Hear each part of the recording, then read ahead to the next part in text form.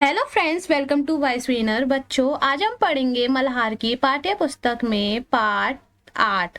Chapter का name है नए मेहमान। चैप्टर का नेम क्या है? नए मेहमान। तो बच्चों, इस चैप्टर को हम अच्छे से समझेंगे और पढ़ेंगे भी। बच्चों, अगर आपको किसी और सब्जेक्ट की वीडियो चाहिए तो आप प्लेलिस्ट में जाके उस वीडियो को अच्छे से देख सकते हो और समझ भी सकते हो। तो चलिए पहले हम इस चैप्टर का मतलब जानेंगे, नए मेहमान इसमें क्या दे रखा है, फिर उसके बाद हम चैप्टर अच्छे से पढ़ेंगे। नए मेहमान यह एक नाटक है। इस पाठ में हमें एक मध्यवर्गीय परिवार की समस्याओं और अचानक आए मेहमानों के कारण होने वाली परेशानियों के बारे में बताया गया है। तो आइए पहले हम इस पाठ का परिचय समझते हैं। ये दे रखा है, पहले हम ये समझेंगे, ठीक है। किराए के एक छोटे से मकान में अनेक असुविधाओं और गर्मी से परेशान घर के लोग रात में सोने की तैयारी कर रहे हैं।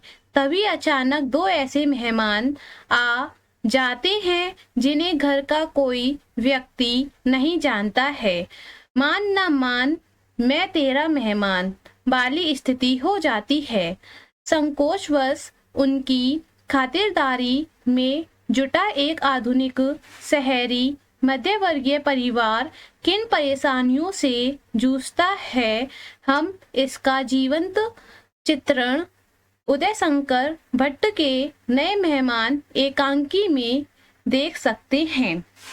मतलब इस पाठ में एक ऐसे परिवार की कहानी बताई गई है कि जो एक छोटे किराए के मकान में रहते हैं। ये लोग किस में रहते हैं? छोटे किराए के मकान में रहते हैं। गर्मी के कारण सभी परेशान हैं। तभी अचानक से दो ऐसे मेहमान आ जाते हैं जिन्हें घर का कोई सदस्य नहीं जानता है।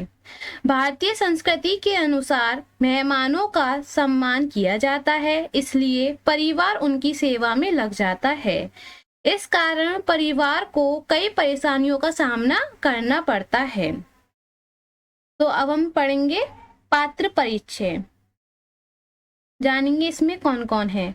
विश्वनाथ गृहपति, बाबूलाल अतिथि, प्रमोद किरण विश्वनाथ के बच्चे हैं। आगंतुक रेवती का भाई है और रेवती विश्वनाथ की पत्नी है। स्थान भारत का कोई बड़ा नगर। तो देखते हैं अब हम इस चैप्टर को।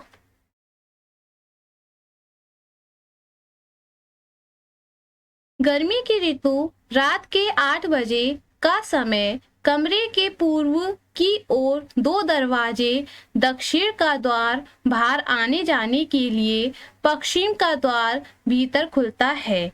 उत्तर की ओर एक मेज है जिस पर कुछ किताबें और अखबार रखे हैं। पास ही 2 कुर्सियां, पश्चिम द्वार के पास एक पलंग बिछा है। 2 कुर्सियां हैं, पश्चिम द्वार के पास एक पलंग बिछा हुआ है। ये रहा पलंग, ठीक है। मेज पर रखा हुआ पुराना पंखा चल रहा है। ये रहा पंखा पुराना चल रहा है और ये मेज है, ठीक है, जिससे बहुत कम हवा आ रही है। कमरा बेहद गर्म है। कमरा जो है वो बहुत ही ज्यादा गर्म हो रहा है। मकान एक साधारण गृहस्थ का है। पलंग के ऊपर 4-5 साल का एक बच्चा सो रहा है। ये पलंग है और इसके ऊपर 4-5 साल का एक बच्चा सो रहा है।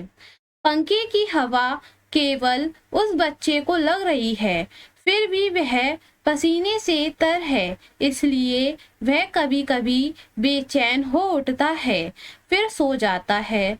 कुर्ता धोती पहने एक व्यक्ति प्रवेश करता है। पसीने से उसके कपड़े तर हैं। कुर्ता उतार कर वह खूंटी पर टांग देता है और हाथ के पंखे से बच्चे को हवा करता है। उसका नाम विश्वनाथ है, ठीक है। उम्र 45 वर्ष, गठा हुआ शरीर, गेहुआ रंग, मुख पर गंभीरता का चिन्ह है, ठीक है। विश्वनाथ, अब हम विश्वनाथ देखेंगे। विश्वनाथ क्या कह रहा है वो जानेंगे। ओ, बड़ी गर्मी है। पंखा जोर जोर से करने लगता है। इन बंद मकानों में रहना कितना भयंकर है। मकान है कि मिट्टी। इनकी ओर एक स्त्री प्रवेश करती है। कौन है वो? रेवती। ठीक है। आंचल के मुंह का पसीना पहुंचती हुई, पत्ता तक नहीं हिल रहा है, जैसे सांस बंद हो जाएगी। सिर फटा जा रहा है, सिर दबाती है, मतलब बिल्कुल भी हवा नहीं चल रही है। इसलिए वो कह रही है कि आंचल से मुंह का पसीना वो पोंछ लेती है। फिर कहती है कि एक पत्ता भी नहीं हिल रहा है, ऐसा लग रहा है कि सांस बंद हो जाएगी। ठीक है, वहां पे बहुत ही ज्यादा गर्मी है। फिर विश्वनाथ क्या कहता है, पानी पीते पीते पेट फूला जा रहा है और प्यास है कि बुझने का नाम नहीं लेती। अभी 4 गिलास पीकर आया हूँ, फिर भी होठ सूख रहे हैं। एक गिलास पानी और पिला दो, ठंडा तो क्या होगा। मतलब वो कह रहा है कि पानी पीते पीते उसका पेट फूल गया है, लेकिन उसकी प्यास नहीं बुझ रही है। उसने 4 गिलास पानी पी लिए, फिर भी उसकी प्यास नहीं बुझ रही है। ऐसा लग रहा है कि उसके होठ सूख रहे हैं। फिर भी वो कहता है कि मुझे 1 गिलास पानी और पिला दो। रेवती गर्म है। रेवती कहती है कि पानी गर्म है, आंगन में घड़े में भी तो पानी ठंडा नहीं होता। हवा लगे तब तो ठंडा हो, जाने कब तक इस जेल खाने में सड़ना होगा। रेवती कहती है कि पानी गर्म है, आंगन में घड़ा रखा हुआ था, इसलिए पानी ठंडा नहीं होता। मतलब आंगन में घड़े में भी जो पानी है वो ठंडा नहीं होता है। हवा लगे तो ठंडा होगा, हवा नहीं चल रही है इसलिए वो ठंडा नहीं हुआ। जाने कब तक हम इस जेल खाने में रहेंगे, मतलब अपने घर में रहेंगे। विश्वनाथ क्या कहता है देखते हैं। मकान मिलता ही नहीं, आज 2 साल से दिन रात एक करके ढूंढ रहा हूँ। हाँ, पानी तो ले आओ, जरा गला ही तर कर लूं। वो कहता है कि मैं इतने दिनों से मकान ढूंढ रहा हूँ, 2 साल से दिन रात एक कर दे, लेकिन उसे मकान नहीं मिल रहा है। फिर कहता है पानी तो ले आओ, जरा मैं गले को, मतलब बोलते हैं ना हम, गीला कर ले, जरा गला ही तो तर कर लूं। तो बोला जरा मैं गला भी अपना गीला कर लूं, उसको प्यास लगी है बहुत ही ज्यादा, है नहीं। रेवती क्या कहती है, बर्फ ले आते, पर बर्फ भी कोई कहाँ तक पिए। रेवती कहती है कि बर्फ ले आते, लेकिन बर्फ कब तक हम पीते रहेंगे। पानी में बर्फ डालकर वो कब तक पीते रहेंगे। विश्वनाथ, बर्फ बर्फ का पानी पीने से क्या फायदा, प्यास जैसी की तैसी, बल्कि दुगनी लगती है। ओ, लो पंखा कर लो, बच्चे क्या ऊपर हैं। रेवती, रहने दो, तुम ही करो, छत इतनी छोटी है कि पूरी खाटें भी तो नहीं आती। मतलब छत इतनी छोटी है कि पूरी खाटें भी नहीं आती। खाटें मतलब खटिया। एक खाट पर 2-2, 3-3 बच्चे सोते हैं, तब भी पूरा नहीं पड़ता। एक खाट पर कितने 2-2, 3-3 बच्चे सोते हैं, फिर भी वो पूरा नहीं पड़ता। विश्वनाथ, एक यह पड़ोसी है निर्दयी, जो खाली छत पड़ी रहने पर भी बच्चों के लिए एक खाट नहीं बिछाने देंगे। मतलब विश्वनाथ कहता है कि यह एक पड़ोसी है जो कि निर्दयी है, खाली छत पड़ी है फिर भी एक खाट बिछाने नहीं देंगे। ऐसे लोग हैं ये लोग। रेवती, वे तो हमको मुसीबत में देखकर प्रसन्न होते हैं। उस दिन मैंने कहा तो लाला की औरत बोली, क्या छत तुम्हारे लिए है, नगद 50 देते हैं, तब 4 खाटों की जगह मिली है। ना बाबा, यह नहीं हो सकेगा, मैं खाट नहीं बिछाने दूंगी, सब हवा रुक जाएगी, उन्हें और किसी को सोता देखकर नींद नहीं आती। मतलब रेवती बता रही है कि यह, अगर हम मुसीबत में होंगे तो ये लोग खुश होते हैं। उस दिन रेवती ने लाला की औरत, मतलब लाला की कोई औरत होगी, वह बोली, क्या ये छत तुम्हारे लिए है, नगद 50 देते हैं, तब 4 खाटों की जगह मिलेगी। अगर ये लोग 50 रुपए देंगे, विश्वनाथ या रेवती 50 रुपए देंगे, तब वो 4 खाटों की जगह देंगे। फिर बोलता है, ना बाबा, यह नहीं हो सकेगा, मैं खाट नहीं बिछाने दूंगी। जो भी औरत है वो बोलती है कि मैं यह खाट नहीं बिछाने दूंगी, सब हवा रुक जाएगी, उन्हें और किसी को सोता नहीं देख सकते, वो नींद नहीं आती। मतलब किसी और को देखकर, सोते हुए देखकर उन लोगों को नींद नहीं आती है। विश्वनाथ, पर बच्चों के सोने में क्या हर्ज है, जरा आराम से सो सकेंगे, कहो तो मैं कहूँ। विश्वनाथ कहते हैं ये। रेवती, क्या फायदा, अगर लाला मान भी लेगा तो वह नहीं मानेगी, वैसे भी मैं उसकी छत पर बच्चों का अकेला सोना पसंद नहीं करूंगी। मतलब रेवती कहती है कि क्या फायदा कहने का, अगर उसका पति मान गया लाला तो उसकी पत्नी नहीं मानेगी, वैसे भी मैं उसकी छत पर बच्चों को अकेले सोना पसंद नहीं करूंगी, मतलब वो अकेले सोने नहीं देगी। विश्वनाथ, फिर जाने दो, मैं नीचे आंगन में सो जाया करूंगा, कमरे में भला क्या सोया जाएगा। मैं कभी कभी सोचता हूँ यदि कोई अतिथि आ जाए तो क्या होगा। मतलब वो कहता है, विश्वनाथ कहता है फिर रहने दो, मैं नीचे आंगन में सोया जाया करूंगा और कमरे में भला क्या सोए, मतलब कमरे में मैं क्या करूंगा सोकर। मैं कभी कभी सोचता हूँ, विश्वनाथ सोचता है कभी कभी, यदि कोई अतिथि आ जाए तो क्या होगा, मतलब कोई मेहमान वगैरह आ जाए तो क्या होगा। फिर रेवती, ईश्वर करे इन दिनों कोई मेहमान ना आए। रेवती कहती है कि भगवान करे इस दिनों में कोई भी मेहमान नहीं आए, क्योंकि उनकी स्थिति बहुत ज्यादा बेकार है ना, इसलिए। मैं तो वैसे ही गर्मी के मारे मर रही हूँ, पिछले 15 दिन से दर्द के मारे सिर फट रहा है। मतलब मैं ही जानती हूँ कि मैं कैसे रोटी बनाती हूँ, वही जानती हूँ, क्योंकि गर्मी में रोटी बनाना बहुत ही ज्यादा मुश्किल होता है। विश्वनाथ, सारे शहर में जैसे आग बरस रही हो, यहाँ की गर्मी से तो ईश्वर बचाए, इसलिए यहाँ गर्मियों में सभी संपन्न लोग पहाड़ों पर चले जाते हैं।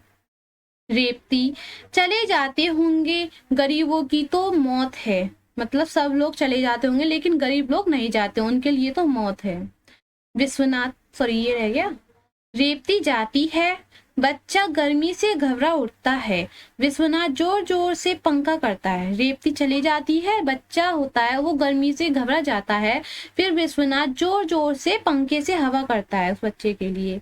विश्वनाथ, इन सुकुमार बालकों का क्या अपराध है, इन्होंने क्या बिगाड़ा है, तमाम शरीर मारे गर्मी के उबल उठा है। मतलब विश्वनाथ कहता है कि इन छोटे छोटे बच्चों का क्या अपराध है, इन्होंने क्या बिगाड़ा है, तमाम शरीर मारे गर्मी के उबल उठा है, मतलब शरीर जो है वो गर्मी की वजह से उबल उठा है। रेवती पानी का गिलास लेकर आती है। रेवती पानी का गिलास लेकर आती है। फिर रेवती, बड़े का तो अभी तक बुरा हाल है, मतलब बड़े लोगों का तो अभी तक बुरा हाल है, अब भी कभी कभी देह गर्म हो जाती, मतलब अभी भी उन बड़े लोगों की देह गर्म हो जाती है। विश्वनाथ, पानी पीकर उसने क्या कम बीमारी भोगी है, पूरे 3 महीने तो पड़ा रहा, वह तो कहो मैंने उसे शिमला भेज दिया, नहीं तो ना जाने। रेवती, भगवान ने रक्षा की, देखा नहीं सामने वालों की जो लड़की हैं को फिर से टाइफाइड हो गया और वह चल बसी, मतलब सामने वाली लड़की है उसको टाइफाइड हो गया और वो इस दुनिया में नहीं रही। तुम कुछ दिनों की छुट्टियां क्यों नहीं ले लेते, मतलब वो कहती है अपने पति से कि तुम कुछ दिनों की छुट्टियां क्यों नहीं ले लेते, मुझे डर है कहीं कोई बीमार ना पड़ जाए। रेवती कहती है कि मुझे डर है कोई बीमार ना पड़ जाए। फिर विश्वनाथ, छुट्टी कोई दे तब ना, छुट्टी ले भी लूं तो खर्चा चाहिए, खैर तुम आज जाकर ऊपर सो जाओ, मैं आंगन में खाट डालकर पड़ा रहूंगा, बच्चे को ले जाओ, यह गर्मी में भुन रहा है। रेवती, यह नहीं हो सकता, मैं नीचे सो जाऊंगी, तुम ऊपर छत पर जाकर सो जाओ, और ऊपर भी क्या हवा है, चारों तरफ दीवारें तप रही हैं, तुम ही जाओ ऊपर। अगर मतलब नीचे बहुत ज्यादा गर्मी होती है, अब आप खुद ही सोचो, इस टाइम कितनी ज्यादा ही गर्मी है। हम लोग भी अगर नीचे सोएंगे और फिर उसी टाइम खाना वगैरह बनेगा तो उसकी भाप जो है वो गर्मी आएगी ना, तो और ज्यादा गर्मी लगती है हमें। फिर हम छत पर जाते हैं, उसकी जो चारों तरफ की दीवारें हैं वो तप रही होती है, क्योंकि धूप इतनी तेज होती है दिन में, तो दीवार भी एकदम तप सी जाती है। तो वो बोलती है कि अब ऊपर भी क्या हवा है, चारों तरफ जो दीवारें हैं वो तप सी रही हैं। तो वो अपने पति से कहती है कि तुम ही सो जाओ जाकर। विश्वनाथ, यही तो तुम्हारी बुरी आदत है, किसी का कहना ना मानोगी, बस अपनी ही हाके जाओगी। 15 दिन से सिर में दर्द हो रहा है, मैं कहता हूँ खुली हवा में सो जाओगी तो तबीयत ठीक हो जाएगी। रेवती, तुम तो व्यर्थ की जिद करते हो। रेवती बोलती है, तुम व्यर्थ की जिद करते हो, भला यहाँ आंगन में तुम्हें नींद आएगी?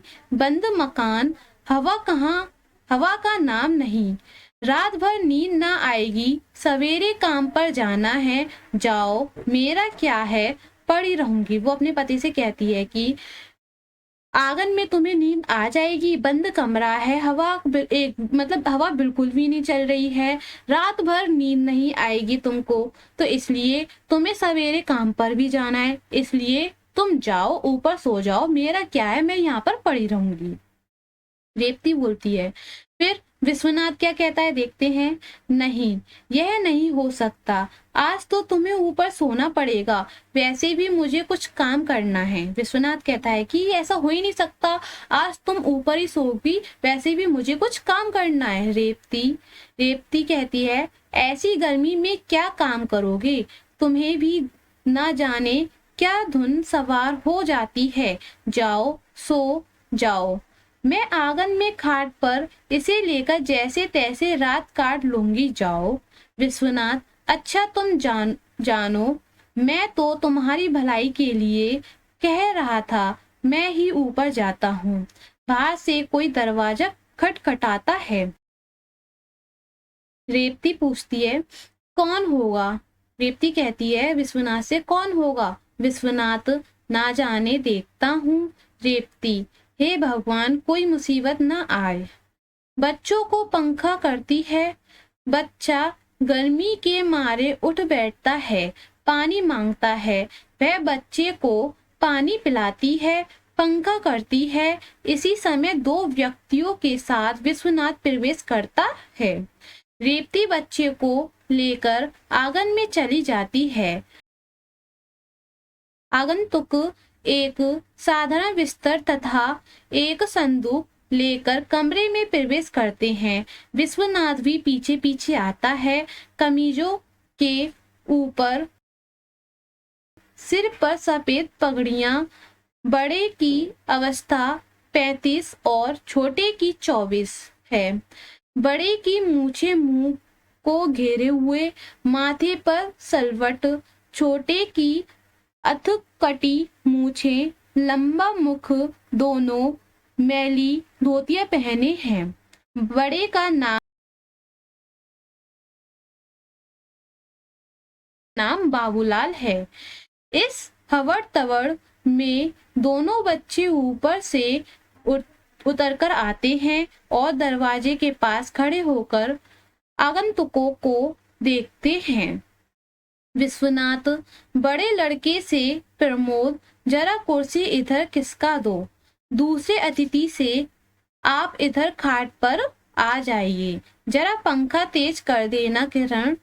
किरण पंखा तेज करती है, किंतु पंखा वैसे ही चलता है। उनके घर पर मेहमान आ जाते हैं। फिर उसके बाद वो अपने लड़के से कहता है कि कुर्सी इधर ला दो, और दूसरे से कहता है कि तुम खाट पर बैठ जाओ। फिर वो अपनी पत्नी से कहता है कि पंखा तेज करना किरण। फिर पंखा जो है वो वैसा ही चलता है।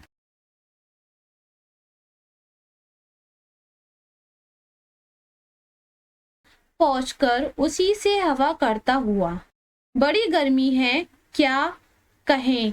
पंडित जी पैदल चले आ रहे हैं, कपड़े तो ऐसे हो गए कि निचोड़ लो। विश्वनाथ जी, आप लोग। बाबूलाल, चाचा मेरे कपड़े निचोड़ कर देख लो, एक लोटे से कम पसीना नहीं निकलेगा। वो बाबूलाल अपनी कहता विश्वनाथ से कहता है कि चाचा मेरे कपड़े निचोड़ कर देख लो, एक लोटे से कम पसीना नहीं निकलेगा, पूरे एक लोटा भरकर ही निकलेगा। धोती ऐसी चल रही है जैसे पुरानी हो, पिछले दिनों नगद 9 रुपए खर्च करके खरीदी थी। नन्हे मल मोतीराम की दुकान से ली होगी, बड़ा ढक है। मैंने भी कुर्तों के लिए 6 गज मलमल मोल ली थी, 1.25 रुपया गज दी, जबकि नत्थामल के यहाँ 9.5 आने गज बिक रही थी। पंडित जी, गला सूखा जा रहा है, स्टेशन पर पानी भी नहीं मिला, मन करता है लेमन की 5-6 बोतलें पी जाऊं। बाबूलाल, मुझे कोई पिलाकर देखे, 10 से कम नहीं पीऊंगा। बच्चों की ओर देखकर, क्या नाम है तुम्हारा भाई? तो नाम पूछते हैं। प्रमोद। वो बोलता है मेरा नाम प्रमोद है। किरण। बाबूलाल, ठंडा ठंडा पानी पिलाओ दोस्त, प्राण सूखे जा रहे हैं। विश्वनाथ, देखो प्रमोद, कहीं से बर्फ मिले तो ले आओ, आप लो। वो अपने बच्चों से बेटे से कहता है कि प्रमोद, कहीं से बर्फ मिले तो तुम ले आओ। नन्हेमल, अपना लोटा कहाँ रखा है? मतलब थैले में ही है ना। बाबूलाल, बिस्तर में होगा चाचा, निकालूं क्या? और तो और बिस्तर भी पसीने से भीग गया। चाचा, मैं तो पहले नहाऊंगा, फिर जो होगा देखा जाएगा। हाँ, नहीं तो मुझे नहीं मालूम था यहाँ इतनी गर्मी है। बाबूलाल कहता है कि बिस्तर पसीने से पूरा भीगा हुआ है। फिर वो कहता है चाचा, पहले मैं तो नहाऊंगा, फिर जो होगा वो देखा जाएगा, क्योंकि मुझे नहीं पता था यहाँ पर इतनी गर्मी है। नन्हेमल, देखते जाओ। हाँ साहब। विश्वनाथ, क्षमा कीजिए, आप कहाँ से पधारे हैं? वो विश्वनाथ कहता है कि मुझे माफ कीजिए, आप कहाँ से पधारे हैं, मतलब कहाँ से हो? नन्हेमल, अरे आप नहीं जानते, वह लाला संपत राम है ना, गोटे वाले, वह मेरे चचेरे भाई हैं। क्या बताए साहब, उन बेचारों का कारोबार सब चौपट हो गया। हम लोगों के देखते देखते वह लाखों के आदमी खाक में मिल गए। बाबू, यह लो, मेरी बंडी संदूक में रख दो। विश्वनाथ, कौन संपतराम? विश्वनाथ पूछता है कि कौन संपतराम? बाबूलाल, अरे वही गोटे वाले, लाओ ना चाचा। संदूक खोलकर बंडी रखते हुए, माल मसाला तो अंटी में है ना? नन्हेमल, नहीं, जेब में है, बंडी की जेब में है। अब डर की क्या बात है, घर ही तो है। मतलब वो कहता है अब डर की क्या बात है, अब घर ही तो है। विश्वनाथ, मैं संपत राम को नहीं जानता। विश्वनाथ कहता है कि मैं कोई संपत राम को नहीं जानता। नन्हेमल, संपत राम को जानने की क्यों, वह तो आपसे मिले हैं, आपकी तो वह। बाबूलाल, हाँ, उन्होंने कई बार मुझसे कहा है, आपकी तो वह बहुत तारीफ करते हैं। पंडित जी, क्या मकान इतना ही बड़ा है? नन्हेमल, देख नहीं रहे, इसके पीछे एक कमरा दिखाई देता है। पंडित जी, इसके पीछे आंगन होगा और ऊपर छत होगी। शहर में तो ऐसे ही मकान होते हैं। किरण विश्वनाथ से माँ पूछती है खाना। नन्हेमल, क्यों बाबूलाल? पंडित जी, कष्ट तो होगा, पर तुम जानो खाना तो। बाबूलाल, बस एक साग और पूरी। नन्हेमल, वैसे तो मैं पराठे भी खा लेता हूँ। नन्हेमल कहता है वैसे तो मैं पराठे भी खा लेता हूँ। बाबूलाल, अरे खाने की भली चलाई, पेट ही तो भरना है। शहर में आए हैं तो किसी को तकलीफ थोड़े ही देंगे। देखिए पंडित जी, जिसमें आपको आराम हो हम तो रोटी भी खा लेंगे कल, फिर देखी जाएगी। वो कह नन्हेमल, भूख कब तक नहीं लगेगी, सारा दिन तो गया। बाबूलाल, नहाने का प्रबंध तो होगा पंडित जी। बाबूलाल पूछता है, नहाने का प्रबंध तो होगा पंडित जी। प्रमोद बर्फ का पानी लाता है फिर। नन्हेमल, हाँ भैया ला तो जरा, मैं तो 1.5 लोटा पानी पीऊंगा। बाबूलाल, उतना ही मैं। दोनों गट गट पानी पीते हैं फिर। किरण विश्वनाथ से धीरे से, फिर खाना। विश्वनाथ इशारे से, ठहर जा जरा।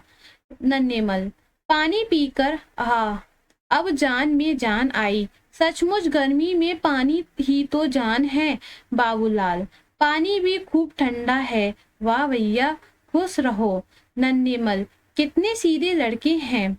बाबूलाल, सैर के हैं ना। विश्वनाथ, क्षमा कीजिए, मैंने आपको दोनों।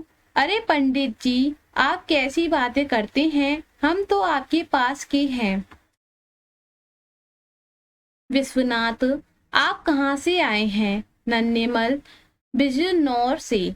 विश्वनाथ पूछा है कि आप कहाँ से आए, तो नन्हेमल कहता है कि मैं बिजनौर से हूँ। विश्वनाथ कहता है, आश्चर्य से। विश्वनाथ एकदम अचानक, मतलब एकदम शौक होकर कहता है, बिजनौर से।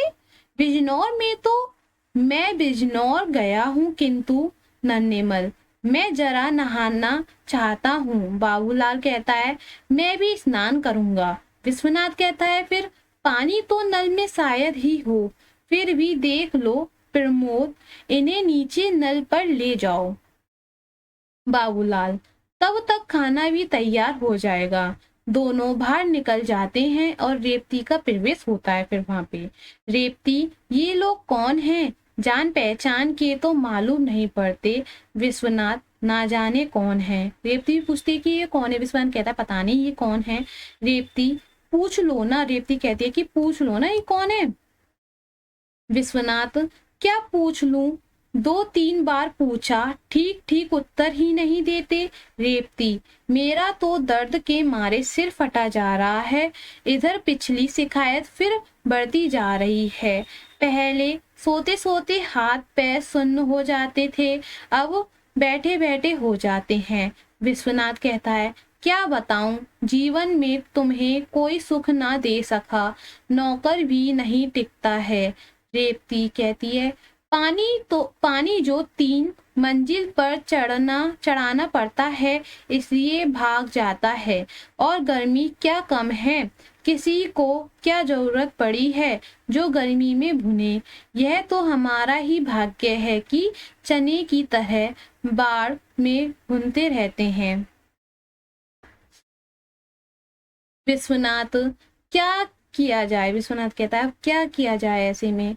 रेवती, फिर क्या खाना बनाना ही होगा, पर ये है कौन। विश्वनाथ कहता है, खाना तो बनाना ही पड़ेगा, कोई भी हो। जब आए हैं तो खाना जरूर खाएंगे, थोड़ा सा बना लो। रेवती कहती है, तो नक्कर, खाना तो खिलाना ही होगा, तुम भी खूब हो। भला इस तरह कैसे काम चलेगा, दर्द के मारे सिर फटा जा रहा है, फिर खाना बनाना इसके लिए, और इस समय आखिर ये आए कहाँ से हैं। विश्वनाथ कहता है, कहते हैं बिजनौर से आए हैं। रेवती आश्चर्य से, बिजनौर, क्या बिजनौर में तुम्हारी जान पहचान है। अपनी रिश्तेदारी का तो कोई आदमी वहां रहता नहीं।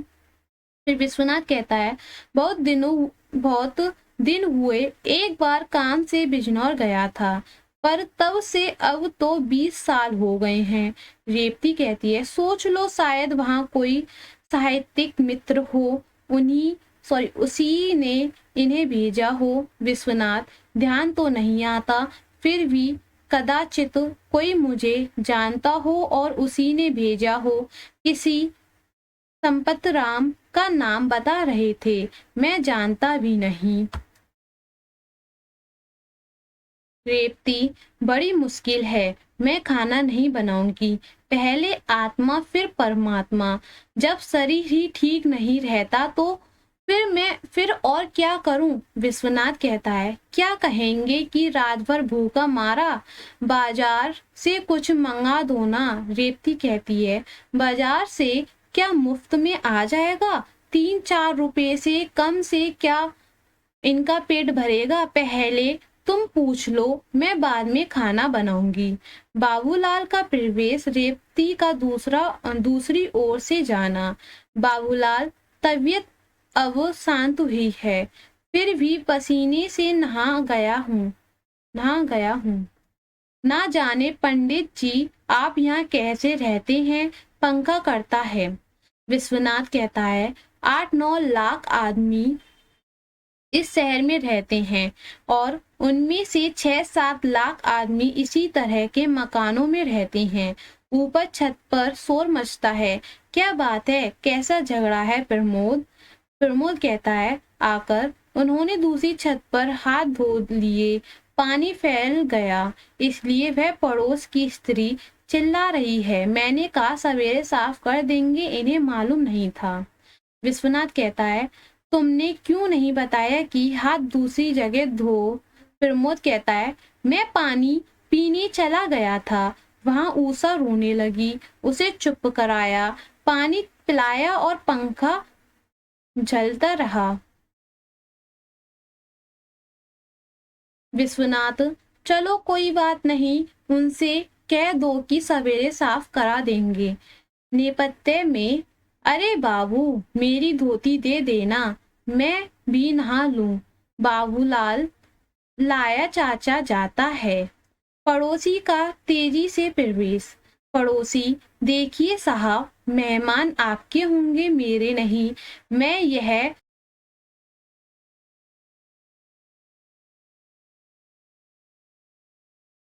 कि मेरी छत पर यह इस तरह गंदा पानी फैलाया जाए। पड़ोसी कहता है कि मैं ये सब बर्दाश्त नहीं कर सकता, मेरी छत पर इस तरह पानी फैलाया जाए। विश्वनाथ कहता है, वाकई गलती हो गई, कल सवेरे साफ करा दूंगा। पड़ोसी कहता है, आपसे रोज ही गलती होती है? विश्वनाथ कहता है, अनजान आदमी से गलती हो ही जाती है, उसे क्षमा कर देना, कल से ऐसा नहीं होगा। पड़ोसी कहता है, होगा क्यों नहीं, रोज होगा, रोज होता है। अभी उसी दिन आपके एक और मेहमान ने पानी फैला दिया था, फिर वह हमारी खाट बिछाकर लेट गया था। विश्वनाथ कहता है, मैंने समझा तो दिया था, फिर तो वह आदमी खाट पर नहीं लेटा था। पड़ोसी, तो आपके यहाँ इतने मेहमान आते ही क्यों हैं? यदि मेहमान बुलाने हो तो बड़ा सा मकान लो। पड़ोसी कहता है, अगर आपको मेहमान बुलाने हैं तो एक बड़ा सा मकान ले लो। विश्वनाथ, यह भी आपने खूब कहा कि इतने मेहमान क्यों आते हैं। अरे भाई, मेहमानों को क्या मैं बुलाता हूँ? खैर, आज क्षमा करें, अब आगे ऐसा नहीं होगा। पड़ोसी, कहा तक कोई क्षमा करे? क्षमा क्षमा, बस एक ही बात याद कर ली है, क्षमा। पड़ोसी चला जाता है और दोनों अतिथि आते हैं। क्या बात है? दोनों अतिथि कहते हैं कि क्या बात है? विश्वनाथ, कुछ नहीं, आप धोतियां छज्जे पर सुखा दो। नन्हेमल, सचमुच हमारी वजह से आपको बड़ा कष्ट हुआ, भैया जरा सा पानी और पिला दो। उफ, बड़ी गर्मी है। हाँ साहब, खाने में क्या देरदार है, बात यह है कि नींद बड़े जोर से आ रही है। विश्वनाथ कहता है, देखिए, मैं आपसे एक दो बात पूछना चाहता हूँ। नन्हेमल, हाँ पूछिए, मालूम होता है आपने हमें पहचाना नहीं है। विश्वनाथ, जी हाँ, बात यह है कि मैं बिजनौर गया तो अवश्य हूँ, पर बहुत दिन हो गए हैं।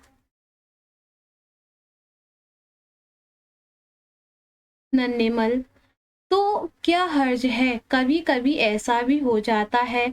हम तो आपको जानते हैं, कई बार आपको देखा भी है। बाबूलाल कहता है, लाला भानामल की लड़की की शादी में आप नाजीवाबाद गए थे। भानामल की मतलब बाबूलाल कहता है कि आप लाला भानामल की लड़की की शादी में आप नाजीबाबाद गए थे। नन्हेमल, अरे दूर क्यों जाते हो, अभी पिछले साल आप मुरादाबाद गए थे। विश्वनाथ, हाँ पिछले साल मैं लखनऊ जाते हुए 2 दिन के लिए जगदीश प्रसाद के पास मुरादाबाद ठहरा था। नन्हेमल कहता है, हाँ सेठ, जगदीश प्रसाद के यहाँ हमने आपको देखा था। बाबूलाल कहता है, उनकी आटे की मिल है, क्या कहने हैं, उनके बड़े आदमी हैं, हम उन्हीं के रिश्तेदार हैं। विश्वनाथ कहता है, पर उनका तो प्रेस है। नन्हेमल, प्रेस भी होगा, उनकी एक बड़ी मिल भी है। अब एक और गन्ने की मिल बिजनौर में खुल रही है। बाबूलाल कहता है, अगले महीने तक खुल जाएगी। हाँ भैया, पानी ले आए, लो चाचा पहले तुम पी लो। विश्वनाथ, तो आप कोई चिट्ठी बिट्ठी लाए हैं?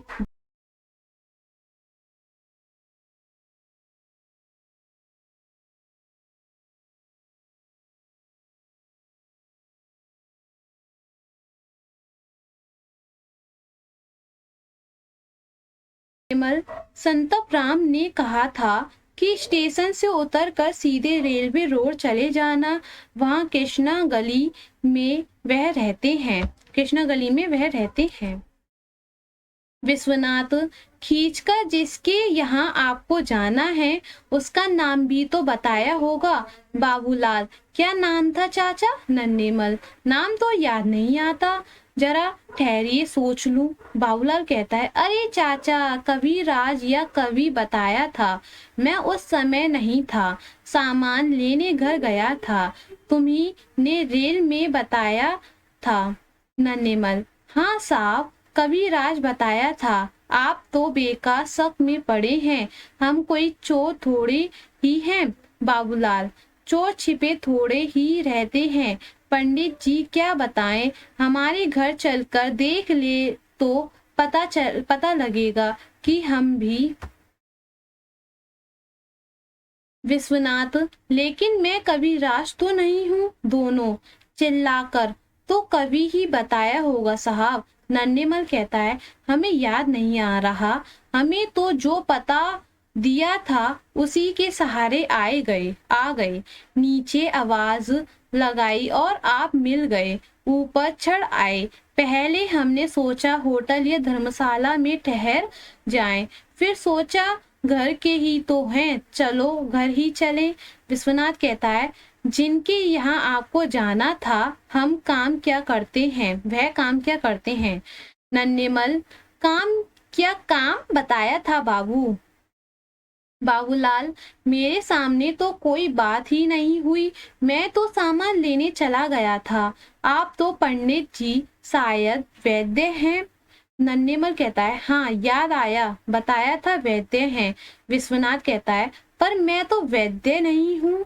प्रमोद कहता है, पिछली गली में एक कविराज वैद्य रहते हैं। विश्वनाथ, हाँ हाँ हाँ ठीक, कहीं आप कविराज रामलाल वैद्य के यहाँ तो नहीं आए हैं? दोनों उछलकर, अरे हाँ वही तो कविराज रामलाल। विश्वनाथ कहता है, शायद वह उधर के हैं भी। नन्हेमल, ठीक है साहब, ठीक है, वही है। मैं भी सोच रहा था कि आप ना संपत राम को जानते हैं, ना जगदीश प्रसाद को।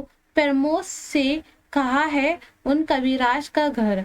विश्वनाथ, जाओ इन्हें उनका मकान बता दो, मैं भीतर हो जाऊं। तो दोनों, चलो जल्दी चलो भैया, अच्छा साहब, राम राम। विश्वनाथ कहता है, भीतर से ही राम राम। रेवती, अब जान में जान आई, हाय सिर फटा जा रहा है।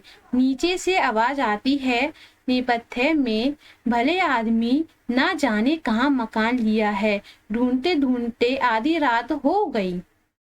रेवती कहती है, फिर प्रसन्न होकर, अरे अरे भैया, आओ आओ, तुमने तो खबर भी ना दी।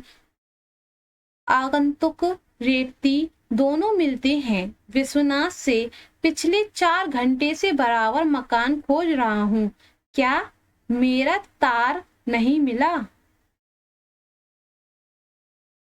विश्वनाथ, नहीं तो कब तार दिया था? आगंतुक, कल ही तो झांसी से दिया था, सोचा था कि ठीक समय पर मिल जाएगा। ओ, बड़ी परेशानी हुई। रेवती कहती है, लो कपड़े उतार डालो, पंखा करती हूँ। अरे प्रमोद, जा जल्दी से बर्फ तो ला, मामा जी को ठंडा पानी पिला, और देख नुक्कड़ पर हलवाई की दुकान खुली हो तो।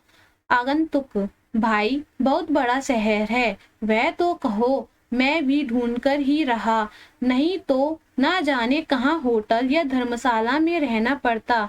बड़ी गर्मी है, मैं जरा बाथरूम जाना चाहता हूँ। विश्वनाथ कहता है, हाँ हाँ अवश्य, सामने चले जाइए। आगंतुक, एक बार तो जी मैं आया कि सामने होटल में ठहर जाऊं, शायद रात को आप लोगों को कोई कष्ट हो। रेवती कहती है, ऐसा क्यों सोचते हो? कष्ट काहे का? यह तो हम लोगों का कर्तव्य है। अच्छा, तुम तैयार हो? मैं खाना बनाती हूँ। आगंतुक, भाई देखो, इस समय खाना बनाना रहने दो, मैं पानी पीकर सो जाऊंगा, वैसे मुझे भूख भी नहीं है। रेवती कहती है, जाती हुई लौटकर कैसी बातें करते हो भैया, मैं अभी खाना बनाती हूँ। आगंतुक, इतनी गर्मी में रहने दो ना। विश्वनाथ कहता है, तुम नहाने तो जाओ। आगंतुक जाता है। रेवती से कहो अब। रेवती, अब क्या मैं खाना बनाऊंगी, भैया भूखे नहीं सो सकते। यवनिका, तो इसके कवि कौन है? उदय शंकर भट्ट। ठीक है, तो बच्चों आज हमने नए मेहमान पाठ को विस्तार से पढ़ा और अच्छे से समझा भी। इस पाठ से हमें यह सीख मिलती है कि हमें मेहमानों का सम्मान करना चाहिए और दूसरों की परिस्थितियों और परेशानियों का भी ध्यान रखना चाहिए। अब हम आगे देखेंगे। हम पढ़ेंगे लेखक से परिचय। लेखक से परिचय। अभी आपने जो एकांकी पढ़ी उसके लेखक हैं उदय शंकर भट्ट। इनका जन्म उत्तर प्रदेश के इटावा में हुआ। परिवार में साहित्यिक वातावरण था, इसलिए इनकी साहित्य में अधिक रुचि थी। इन्होंने रेडियो के लिए अनेक नाटक लिखे, साथ ही नाटकों तथा फिल्मों में अभिनय भी किया है। इन्होंने कविता और उपन्यास भी लिखे हैं, लेकिन नाटक व एकांकिकी के क्षेत्र में इन्हें विशेष प्रसिद्धि मिली है। इनका लोक परलोक उपन्यास और पर्दे के पीछे एकांकी संग्रह बहुत चर्चित रहे हैं। तो इनका जन्म कब हुआ था? 1898 में और मृत्यु 1966 में। तो उम्मीद करती हूँ कि आपको यह वीडियो अच्छे से समझ में आई होगी। अगर वीडियो अच्छी लगा करे तो वीडियो को लाइक कर दिया करो और चैनल को सब्सक्राइब कर दिया करो। कुछ बच्चे ऐसे होते हैं कि वीडियो को देख लेते हैं, वीडियो को लाइक नहीं करते हैं, तो आपसे आशा करती हूँ कि आप वीडियो को लाइक कर दिया करो। तो चलिए अब मिलेंगे अगली नेक्स्ट वीडियो में।